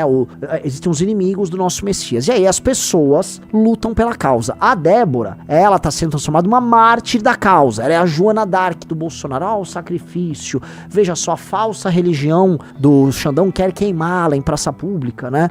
Então ela é a nossa heroína e nós temos que, nossa, vamos, até o Messias tá querendo interceder por ela, tal. Mas no fundo é a religião do Messias Bolsonaro e as pessoas estão presas nisso. A religião do Messias Bolsonaro conta com mais adeptos do que a religião institucional do Bolsonaro, do Alexandre de Moraes. A religião do sistema jurídico democrático brasileiro, ela é uma religião institucional. E na verdade ela faz uso desses rituais, tá? Para validar uma coisa que é hoje um jogo de cartas marcadas. O jogo de cartas marcadas. O sistema político brasileiro, ele é altamente concentrado, ele é feito para ser concentrado e ele é feito para ser dividido entre os seus verdadeiros donos, que eu tenho que falar, é o alto funcionalismo, lideranças de grandes partidos políticos, políticos regionais, alguns grandes setores, vamos dizer, da economia brasileira, normalmente o setor financeiro, o alto funcionalismo e seu lobby ali, o judiciário inteiro, o judiciário é um sócio muito importante nisso aí, tá? E esses caras dividem entre eles aquilo que a gente chama de poder. E aí, pra você validar esse arranjo, você tem que ir numa urna, fazer o ritual de aí você, agora tem uma democracia. Você fez diferença nenhuma na democracia? Você não faz diferença nenhuma na democracia a partir do momento que boa parte dos votos, na verdade, se você mora numa cidade pequena ou num estado que não é tão importante, você, na prática, tá, vamos ser honestos, você é dominado e controlado pela compra de voto. Então, na verdade, a maior parte das pessoas que estão indo participar do ritual da urna eletrônica, aquelas pessoas estão sendo pagas pra fazer isso, né? Então, alguém comprou ela pra ir lá no ritual. Então, se você olhar direitinho, tá, é uma religião morta, porque não é uma democracia de verdade. Uma democracia, uma religião que você precisa pagar pra pessoa ir lá na igreja, é a reunião, né, aquela pessoa não acredita naquilo. Então, a pessoa que vende o voto, ela não acredita no que ela tá fazendo. É um jogo merda ali, eu costumo chamar também de gincana, é uma gincana que serve pra validar um determinado jogo, tanto que entra governo de esquerda, sai governo de esquerda, entra governo de direita e sai governo de direita, a gente tem um padrão, o jogo continua sempre o mesmo, e você só governa se você atende os interesses desses mesmos agentes, tanto que ninguém consegue mexer em privilégio do funcionalismo, tanto que ninguém consegue mexer em privilégio de militar, ninguém consegue mexer no judiciário, ninguém consegue mexer em nada que importa, ninguém mexe em nada do que importa. O Brasil, ele no fundo, ele tem uma governança oculta, e eu não tô sendo ocultista aqui com chapéu de alumínio, a governança oculta é essa governança não elegível, tá? É isso, é basicamente isso. Caramba, Débora vai se candidatar a deputada, escreve aí, né? Isso é bem bizarro. Então, o fato da direita brasileira, né, tá presa permanentemente na luta do Bolsonaro, isso me assusta um pouco, porque o tempo tá passando, galera, e já são 2 anos e 2 anos e 3 meses de governo Lula. 2 anos e 3 meses de governo Lula. E assim, o que a direita bolsonarista pode se orgulhar, do ponto de vista da oposição, é o vídeo do Nicolas, do Pix, que basicamente representa ganhos políticos altos para o Nicolas. Então, o que a direita brasileira entregou foi o vídeo do Nicolas, porque na prática mesmo, não é ela que tocou oposição. Quando o Lira ficou pistola com o governo, era o Lira que coordenava o Centrão e os deputados da direita que viam a reboque pra isso. Agora mesmo a direita teve que apoiar quem pra Câmara e pro Senado? O Hugo Mota e o Alcolumbre, 2 caras do Centrão, que eles vão conduzir aquilo de acordo com a vontade deles. Aí eles ficam putos, né? Porque o Hugo Mota dá umas declarações agora que agradam o STF, e aí não agrada os bolsonaristas, só que os bolsonaristas ficaram se matando, é pra apoiar o cara, porque o cara vai fazer anistia pra quem? Anistia pro Kassab, galera. A anistia é pros políticos do Centrão e o Bolsonaro vai na leva, porque a estratégia do Bolsonaro é sempre a seguinte: não importa o sacrifício que os outros façam, ou que os ganhos para outros sejam altos. Se houver um ganho pra mim, tá valendo. Eu sempre falei, o Bolsonaro trabalha com o interesse personalíssimo. O Bolsonaro é um cara de baixa capacidade de abstração, é um cara que não consegue enxergar nada para além do alto interesse. Então ele fala assim, se eu passar uma anistia aqui que acabe com a lei da ficha limpa, na prática eu tô ajudando todo mundo do Centrão, certo, Riso? Mas eu tô me ajudando também. Então foda-se. Me põe no game, eu quero. Tudo que envolve o Bolsonaro é isso. Então o Bolsonaro, quando ele precisava ter, vamos dizer, eu tô com preguiça aqui de fazer política aí com o Congresso Nacional, tá ok? Então faz assim, bora acelerar aí esse negócio aí de emenda aí, de não sei o quê, e aí em troca passa esse negócio meu, isso aqui, ninguém faz impeachment meu, governo até o fim, tá ok? O Brasil é nosso, pô. Dá todos os meus militares aí pro Centrão e em troca, sei lá, né? Em troca o quê, né? Assim, a agenda ideológica dele nem andou. O preço aí pra não pegar a rachadinha do Flávio é acabar com a Lava Jato? Então acaba. Vamos acabar, ué. Salva o Flávio, então tá resolvido, pô. Os caras querem ficar me ferrando, Então o Bolsonaro troca tudo por um benefício que seja pequeno pra ele. Essa é a lógica desse cara, né? É complicado. Só pra completar esse assunto, Renan, já está 5-0 pra condenar Carla Zambelli por porte ilegal de arma e por constrangimento ilegal naquele episódio pré-segundo turno das eleições de 22. Só que o Nunes Marques pediu vistas, parece, né? Pra ganhar um tempo, né? Bolsonaristas prevêem a prisão de Zambelli e o abandono pelo ex-presidente. O Supremo já tem 5-0 pela condenação da deputada federal Carla Zambelli por apontar uma arma para um homem negro na véspera do segundo turno das eleições de 22. O cenário indica que os ministros serão ainda mais duros no julgamento da ação sobre a invasão ao sistema do Conselho Nacional de Justiça e a parlamentar pode acabar presa. É assim, cara, rolou a tentativa de invasão, né? Acho que rolou a invasão, não foi? Foi com o vermelho? O hacker vermelho. Foi. Assim, ela precisa ser presa. Você precisa entender assim, galera. Aqui entre nós, tá? Provando-se que ela e um hacker invadiram um sistema pra colocar uma falsa ação, pra fazer um ataque, simbólico ou não, a alguém, isso é muito crime. Vocês entendem que isso é muito crime? É muito crime. É muito crime. Não tem muito o que falar, né? Além desse processo, a deputada é investigada pelo ataque hacker. É verdade. É assim, ó. Integrantes do PL veem como certa a prisão do Zambelli e acreditam que sua situação se tornou cada vez mais complicada. Ela é ré por porte legal de forma de foi por isso, blá blá blá. É uma situação bem complicada. Assim, não dá pra falar muita coisa, né? Ela é uma pessoa. Ela é uma pessoa tosca, cara. Ela é uma pessoa muito tosca e... Se precisarem, eu trago uns... Não é nenhum bastidor, eu posso falar isso aqui. Mas eu... conheci a Carla Zambelli, né? Eu vou falar 3 momentos de farsa da Carla Zambelli. Momento número 1 de farsa. A primeira vez que eu ouvi falar dela, quando a gente tava acampado no Congresso Nacional, já contei pra vocês, a gente tava acampado de verdade, a gente dormia debaixo de sol, debaixo de chuva, tomava vendaval, era MST indo arrumar briga, e a gente tava fazendo uma pressão real para que o impeachment fosse acolhido. Ele foi acolhido um mês depois do acampamento. Foi exatamente um mês depois do acampamento, o impeachment foi acolhido. A gente podia ter ficado um mês a mais pra gente ter comemorado lá, mas fizemos nossa parte, né? Foi uma baita pressão. A Carla viu e falou, eles estão tendo mó mídia com aquilo. Eu vou fazer o seguinte, eu vou fazer uma coisa maior ainda, eu vou me acorrentar às pilastras do Congresso Nacional pra impedir os deputados de trabalharem. O problema é que é o seguinte, ela foi no Salão Verde, galera, e assim, se você se acorrentar numa pilastra no Salão Verde, nada vai acontecer, entendeu? Ela não tá impedindo a entrada de ninguém, ela só tava acorrentada dentro de uma pilastra. Então ela se acorrentou, só que você acha que ela ia se acorrentar de verdade? Ela precisava ir no banheiro, precisava comer, precisava dormir no hotel. Então ela teve a brilhante ideia de comprar pra ela e pros colegas dela, que não sei se já contava com o bobalhão do Tomé Abduch, algemas de sex shop. Então a Zambelli levou algemas de sex shop e ficou amarrada com algemas de sex shop, fingindo que tava amarrada ali. E aí os deputados começaram a dar risada e o Cunha dava risada e falou assim, mas eu tenho que chamar o segurança ou não? Não, porque ela não tá amarrada. Ela não tá amarrada? Aí eles, não, é uma algema de sex shop. Aí, o que ela achava que era uma pressão virou uma piada entre os jornalistas que trabalhavam lá e todo mundo, e ninguém deu bola. Porque, entendi, tem umas pessoas sentadas ali no chão, amarradas com uma algema de sex shop. Elas não estão algemadas e ninguém tava tentando tirar elas, não tinha ninguém lutando contra isso. Eles só deixaram ela lá. Ela gravou uns vídeos ali, ela saía à noite, ia dormir num hotel, passava pela frente da gente ali no acampamento, ia pro hotel. No outro dia, ela vinha se algemar de novo. E sabe se alguém proibia? Ninguém proibia, porque ninguém ligava. Ninguém ligava. Porque era só tipo assim, tô algemada, galera, olha pra mim, tô algemada. Ou seja, ela sempre foi uma aparecida, uma carreirista de quinta. A Carla Zambelli é uma carreirista de quinta, entendeu? Uma carreirista de quinta. Igual a Joyce Hasselman era, igual praticamente todo direitista brasileiro é. É o mal do direitista brasileiro, são os carreiristas vagabundos de quinta categoria. A época eu achei aquilo, né, assim, puta que pariu. Aí eu descobri, não, ela é casada com o Marcelo do Revoltados Online, que coitado, ficou maluco, tá doido da cabeça. O Marcelo Reis era casado com ela, se separaram, separaram, aí ela já foi casar com outro e não sei o que, né? O tempo vai passando, né? E ela ela cria lá nas ruas, ela começa a fazer manifestações, participa e ela entra pro Partido Novo. Ainda na época do impeachment, eu encontro ela, né, lá nos corredores da Câmara para tocar as coisas ligadas ao impeachment. Não porque eu precisava encontrar ela, mas eu precisava ter reuniões, por exemplo, no antigo DEM, eu tinha reuniões com a liderança da oposição, e porque eu fundei o comitê do impeachment. Quando eu falei eu tô falando em termos literais. Foi montado um comitê com lideranças de todos os partidos de oposição.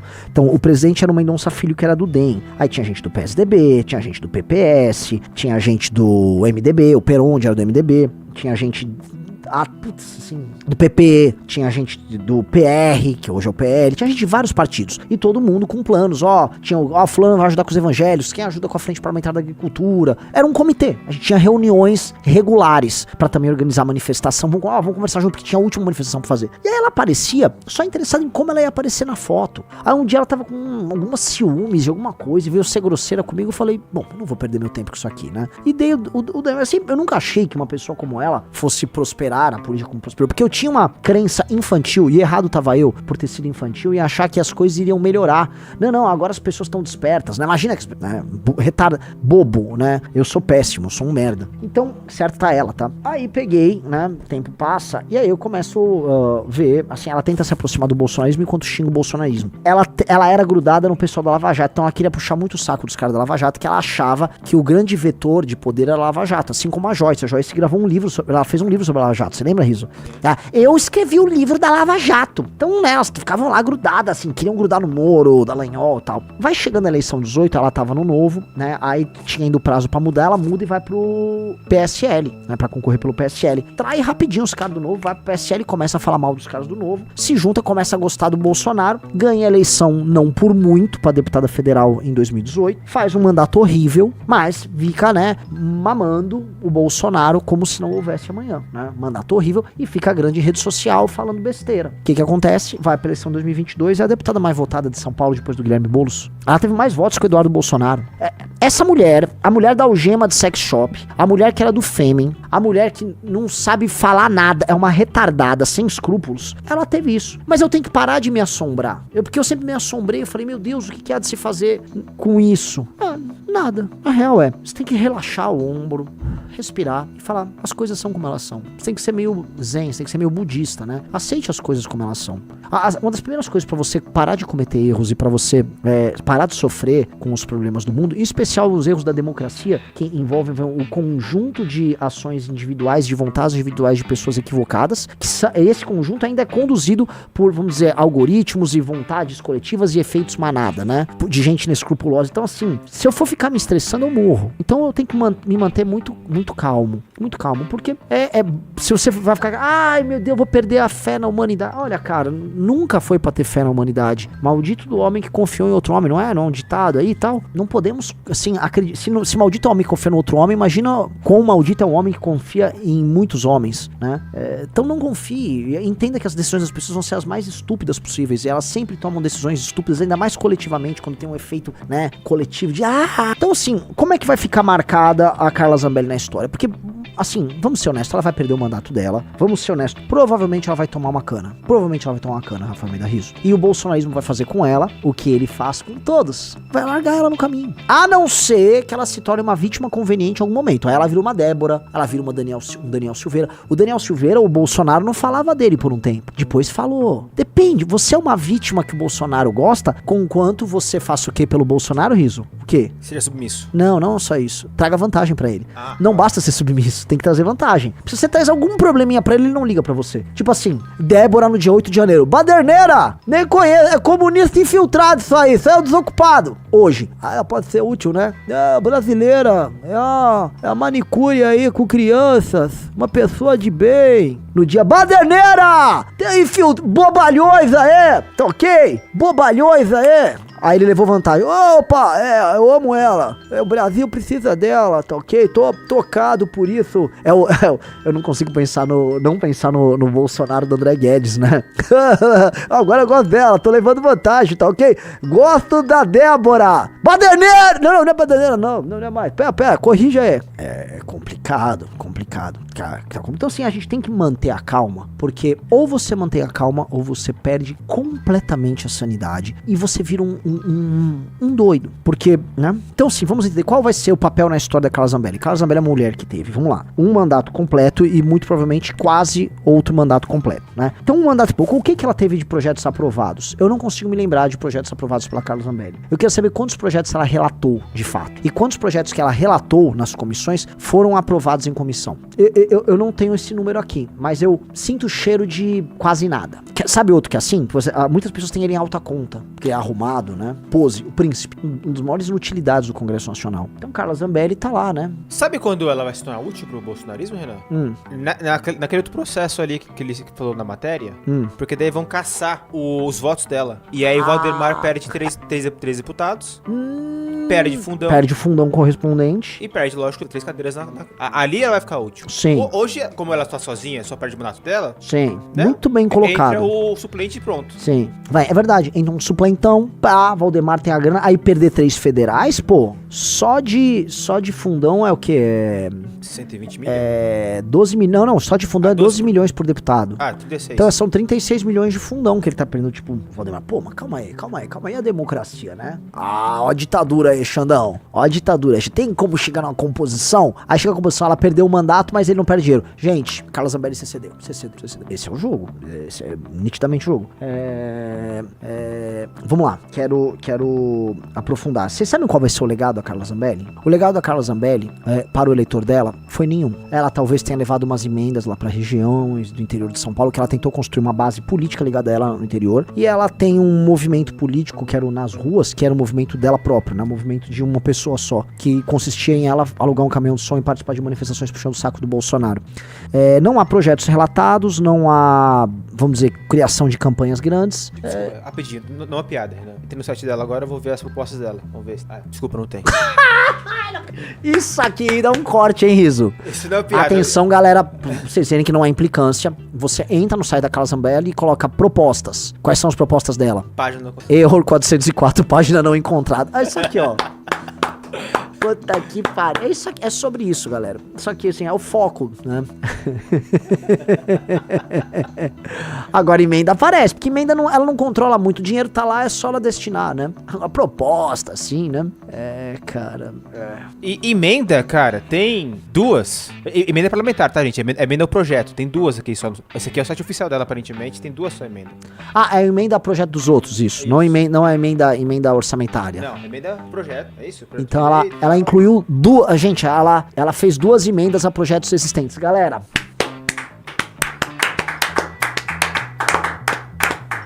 Sete anos de mandato, galera. Uma máquina. Uma máquina. Ou 6 anos e 3 meses, né? Uma máquina. Você não sabe, assim, aí você imagina, que livramento, hein? A direita pelo menos perdeu uma pessoa tosca. Vai ver quem entra no lugar. Não vou falar nada, não sei quem é. Mas quem disse que é melhor? Né? O Eduardo Bolsonaro se licenciou do mandato dele, lembre-se disso. Se você soma o voto dos dois, dá 1.600.000 votos. Ou seja, 1.600.000 votos, dado que a cadeira aqui em São Paulo é coisa de 300, são 5 deputados e alguma coisa, tá? São 5 deputados e alguma coisa. São 5 deputados federais inteiros que vocês podiam ter no lugar desses dois. E bons deputados, voltando pro São Paulo. Você tem 2 inutilidades. Só que as pessoas votam com gosto nesses dois. As pessoas falam, não. É isso aqui. Não, esses caras são bons. Isso aqui entrega, tal. Galera, isso aí não entrega. Isso é ruim demais. São duas nulidades. São 2 bestas quadradas ali. São 2 bestas quadradas, cara. É um troço complicado.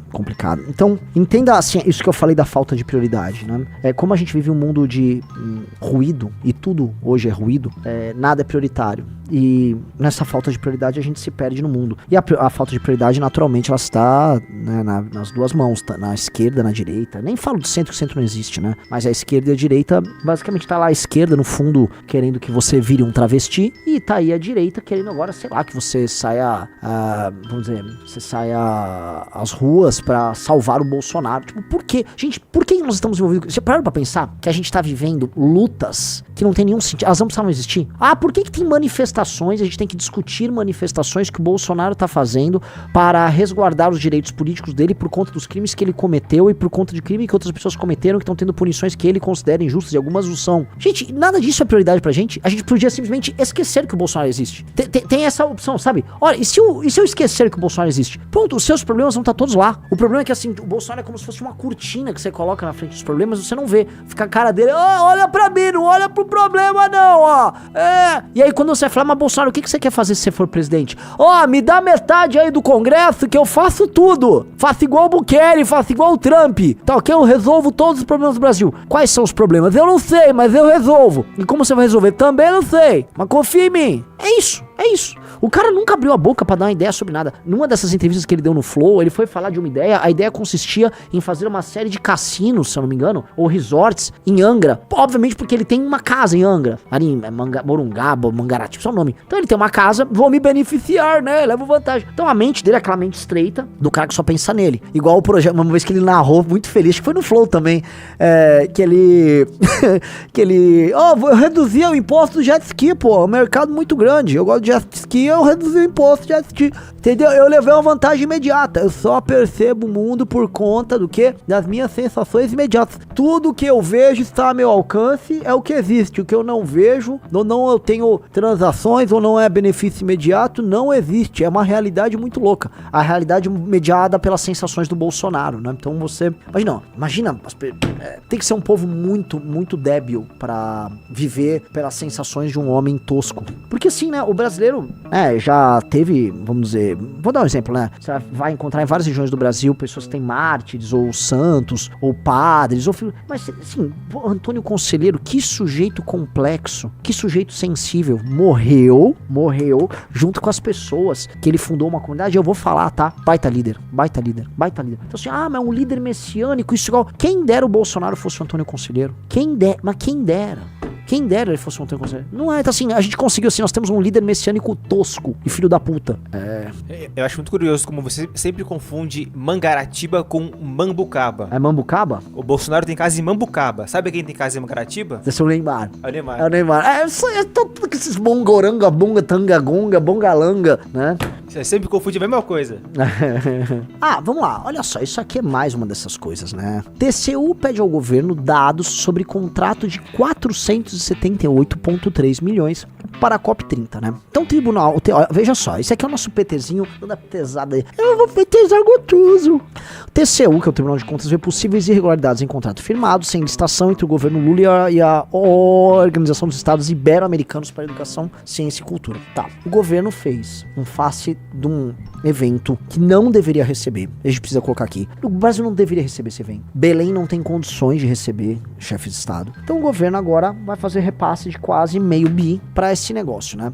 Então a área técnica já viu possíveis irregularidades. Gente, eu tô falando de meio bi. Vocês lembram quando teve o governo Lula, o governo Dilma, que era assim, eram repasses, era dinheiro pra cá e pra lá, ninguém olhando. Quando você vê o montante dá muitos bilhões. É assim que as coisas vão. Quem é que vai administrar? Como é que vai? Vamos lá, desce aí. O caso foi revelado pela CNN em fevereiro. A Secretaria Extraordinária para o COP, vinculada à Casa Civil da Presidência da República, fechou um contrato de 478 milhões sem licitação. Apenas no segundo semestre de 24 foram fechados 5 acordos da OEI com o governo Lula, que somam cerca de 600 milhões, mais que cerca de 50 milhões de todos os governos anteriores. No documento de 8 páginas datado, a área técnica TCU pede à Secretaria os critérios da contratação. Aí explica que não tem as informações que embaixo, que é muito dinheiro, do nada vai toda essa grana, né? O documento também aponta que o formato adotado difere de outras coisas. A representação destaca a discrepância significativa na abordagem adotada pelo Brasil, blá blá, de parceira, ou seja, pra onde, por que foi, por que tanto dinheiro, qual é o fim desse dinheiro? Porque assim, o Brasil já tá investindo na operação, do nada mais 600 milhões, são 600 milhões, galera, e assim, ó, não, mas é muito importante, esse evento é muito importante pra quê? Eu não, assim, ó, eu não sou um cara fresco com causa ambiental, de maneira alguma. Acho que se a direita fica pulando fora disso, a direita é coisa de retardado, tá? Dito isso, tá? Essas COPs são esses eventos em que a gente se comporta como país de primeiro mundo, ficando com as externalidades de um país de terceiro mundo. Então a gente vai aí fazer o quê? Algum tipo de tratado em que a gente vai colocar grilhões na própria perna? A gente quer quer falar, a gente emite menos gases, a gente tá sempre, né, colocando grilhões nas nossas pernas, querendo parecer pra comunidade internacional um bom menino. E nem eu não sou a favor de desmatamento, nada, tá? Eu tô sendo bem claro. E só que isso, no fundo, serve pra esconder uma agenda perversa de ONGs gringas que combatem a agricultura brasileira, que é a real. E no fim do dia, corrupção pura e simples. Qual é o lance? 600 milhões dessa bagaça. Lembra que a gente ficava denunciando na época da Lava Jato o dinheiro que ia pros estádios? Não, mas como é que pode esse estádio 700 milhões, 600 milhões, 500 milhões? Só pra uma porra de uma organização internacional. Não tô nem falando do dinheiro oficial do evento. 600 milhões. A Copa do Mundo, pelo menos era 30 dias, era no Brasil todo. Entendeu, Rizzo? Vai ter um evento em Belém e só pra uma organização aí são 600 milhões. E ninguém tá nem ligando. Que gostoso. É bizarro. É bizarro, cara. Vamos lá, mais algumas... são as noticiazinhas aí, curtinhas, Rizzo? Vai falando, vambora. Vamos lá, João Campos compra livro superfaturado, 1.690 unidades. Segundo o TCE, material do docente chegava a custar R$ 3.400 por kit. Sobre o preço, o livro de João Campos alcançou 3,3 milhões em 2 anos. Mas não pode falar mal desse cara, né? Ele tem que pegar, na hora de receber esse livrinho, ele tem que fazer a dança. Tchacá, prefeito do povo, tchacá, tchau, superfaturei, aqui eu boto o óculos, tchacá, tchá, é isso aqui, ó. A porra do dinheiro roubado. Como é que pode? Eu tava falando de esquerda, de Bolsonaro, vamos falar do centrão do mini oligarquinha, né? Esse tipo de vagabundo engana as pessoas. Construiu uma estrada, enquanto é livro superfaturado, dinheiro superfaturado, é praça superfaturada. E a galera continua falando, não, o cara é bom, vai concorrer pra governador, vai ganhar. Isto sempre foi e sempre será um vagabundo. Ele adora, essa é a real, ele adora falar da sua herança, né? Sou descendente do Arraes, sou descendente do Eduardo Campos, corrupto, o pai corrupto dele, tá? Ele tem essa mesma herança, já que ele quer falar que geneticamente ele tem uma herança de administrador de Pernambuco, eu falo, você tem uma herança genética de corrupto, e você tá exercendo ela pra mostrar que você não escapa a seus genes. Não é só o olho verde que foi herdado, né? Parece que um genezinho da corrupção, aqui como eu posso colocar aqui uma adaptação minha aqui, você tem bastante. Só um vagabundo. É osso, cara. Essa notícia aqui, um monte de gente me mandou, falou, fala pro Renan reagir. Que notícia? Essa aqui tá tela. Guarulhos hoje. Um jovem de 14 anos tentou matar a namorada grávida de 30... Como é que é? De 30? Pera. Um jovem de 14 anos tem uma namorada de 31, certo? Certo. E aí ele tentou matar ela. Segundo informações, o jovem, com a ajuda da mãe, imobilizou a mulher em casa e tentou queimá-la com um isqueiro e desodorante. Além disso, o adolescente usou uma faca para ameaçar a vítima. Então, assim, ó, um adolescente de 14 anos, ele teve uma relação sexual com uma namorada. Se é uma namorada, assim, eles aparentemente tinham uma relação repetitiva. A mulher de 30 anos falou, acho que eu vou sair com esse menino de 14. Aí ele foi, chamou a mãe dele e falou, vamos matar ela, mãe? Vamos? Já sei. Que tal usarmos como arma um desodorante com isqueiro? Vou fazer... Ele botou fogo nela. Tipo, faz coisa de desenho animado, né? E ele foi lá, né? E ela, né, recebeu o namorado de 14 anos em casa. Tudo começou quando a mulher pediu ao namorado que arrumasse a casa após voltar de um enterro. A discussão escalou rapidamente e o adolescente a empurrou. Quando a mulher caiu no chão, a sogra o ajudou a imobilizá-la, enquanto o menor tentou queimá-la. O braço da mulher chegou a ser atingido pelas chamas. A vítima, após ser socorrida, denunciou o adolescente à polícia. O jovem, que entrou para o mundo do crime ainda aos 10... Ai, calma, isso é história de brincadeira. Desde os 10 anos de idade, ele tá no crime. Aquela mulher de 31 falou, tá aqui, esse é o homem que eu quero pra mim. Ele já tem experiência no setor dele desde os 10 anos de idade. Está envolvido com o tráfico de drogas e já é investigado por 2 homicídios. A mulher grávida também está sendo investigada por corrupção de menores, além de possível... que eventualmente já não é o primeiro que ela tá ali, né? Além de possível envolvimento com tráfico de drogas. Entendi. Ela está grávida do adolescente, que já tem outros 2 filhos com mulher. Não. Cara, esta notícia resume o Brasil. Isso aqui resume o Brasil. Isso, tá? Assim, eu sou a favor realmente cada vez mais da ideia de planejamento familiar, tá? Eu sei que tem gente direita que fala que é contra. Crescei-vos e multiplicai-vos a custo. Este garoto de 14 anos definitivamente é um erro da natureza. Essa moça de 31 anos é um erro da natureza. Tudo que tá acontecendo ao redor deles são erros, cara. Que sociedade doente. Nem merece um comentário meu, tá? O fato de você, que é uma pessoa boa, que estuda e trabalha, conviver com gente como esse cara, tá? Significa que a tua vida em algum momento vai ser impactada por gente como ele. E ela é. Nós somos um país em que qualquer um já foi assaltado alguma vez, em que todo mundo tem medo de sair de casa, em que o crime bate a tua porta o tempo todo, tá? É uma desgraça. Ele não para! 4 da manhã e nós vamos juntar 4 da manhã e nós vamos juntar mais de 1 milhão rezando o terço. Não é isso. Você pode rezar o terço às 4 da manhã e às 6 chutar o morador de rua pra rua. Não adianta rezar o terço às 4 da manhã e depois não rezar pelo Papa. A gente tem que rezar às 4 da manhã, é bonito. Mas depois, quantos vão pegar o metrô para ir trabalhar, levando a marmita que nesse calor azeda a comida e não tem onde comer? Então a gente tem que rezar sim, mas tem que viver o que reza. Não adianta rezar e depois não servir aos mais pobres, aos fracos e aos pequenos. A gente reza assim. Cuidado com esse negócio dos pequenos, Você tá sempre servindo aos fracos e aos pequenos, né? Impressionante. Gosta, né? Impressionante. Como é que pode um sujeito, tá, que fez o que fez? E não adianta a gente, assim, eu não vou, né? Assim, qualquer coisa que você fala, você toma uma condenação por causa desse cara, né? Um sujeito que fez o que fez, que gosta do que gosta, tá aí opinando. Um sujeito que fez o que fez e gosta, tá aí. Eu acho que isso é coisa de um psicopata, porque o cara não tem menor remorso, o cara não tem sequer vergonha. O cara tá todo exposto, né? Com coisas um tanto quanto assustadoras. Assustador. O cara é um monstro. Vocês entenderam? Um cara, né, que gosta do que gosta e faz o que faz é um monstro. E não apenas tá aí, como tá sendo promovido. Tá a galera de esquerda em rede social. Nossa, falou verdades. Eu não vou sequer tentar refutar o que ele disse, tá? Porque pra mim, cara, a existência desse cara é mais, assim, bota mais um tijolinho, tá? Na construção de uma desgraça chamada Brasil. A existência dele, a validação, o fato da Igreja Católica manter ele, o fato do Papa ter citado ele recentemente, só agrava, assim, pra mim, meu Deus do céu, cara, ninguém liga pra mais nada. Ninguém liga pra mais nada. O fato da Igreja Católica manter esse cara entre os seus quadros. Eu queria entender o seguinte, né? Ninguém vai fazer nada. Vai ficar tudo assim. Todo mundo sabe o que tá acontecendo. Todo mundo sabe o que é. Todo mundo sabe o que ele gosta e o que ele faz. Todo mundo sabe. Assim, não é dúvida pra ninguém. E tá aí, opinando. E gente aplaudindo. Não, olha só, ele falou algo importante. Tem gente falando em canonizá-lo quando ele morrer. No país do jovem de 14 anos, que tá no crime desde os 10, tá? Investigado por 2 homicídios, que embuchou uma mulher de 31 anos, que já participa do tráfico de drogas, e que tentou matar ela fazendo um lança-chamas usando desodorante, faz todo sentido a gente ter certas figuras religiosas, porque, né, um país que no topo da pirâmide dos valores tem gente assim, na base da sociedade vai ter gente assada, vai ter, né, as coisas assim, o fruto não cai distante da árvore, né? E olha que no contexto que a gente tá falando aqui, né, o garoto de 14 anos, esse nem é o maior dos perigos que ele passou nessa história, né, Riso? Toma cuidado que eu tô falando aqui. Você sentiu uma cutucada no Frei Gilson? Ah, cutucada, né? Ele deu uma cutucadona ali, né? Deu uma cutucada ali pelas costas do cara, tá? Que nem citou o nome. É, cara, que bizarro.